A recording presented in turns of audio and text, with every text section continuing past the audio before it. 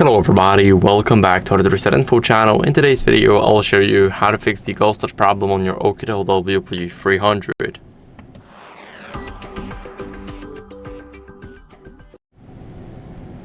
So first, what we want to do is we want to remove the screen protector, because if your screen protector is going off to the sides of your phone, let's say it's touching your buttons, then it's not aligned perfectly, and if it's not aligned perfectly, then ghost touches can appear without any reason other than that.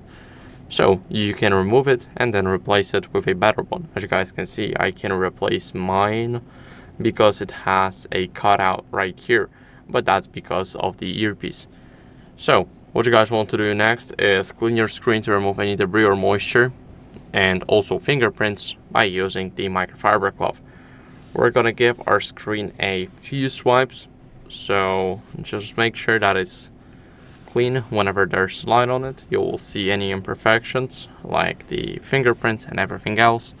Now it's shiny, and what you guys want to do next is restart your phone. So it's very important, because you want to hold the power button now and tap restart lightly and OK lightly. So make sure that there's no fingerprints right now, and now the phone is restarting. So I'll see you guys in a second once the restart is done.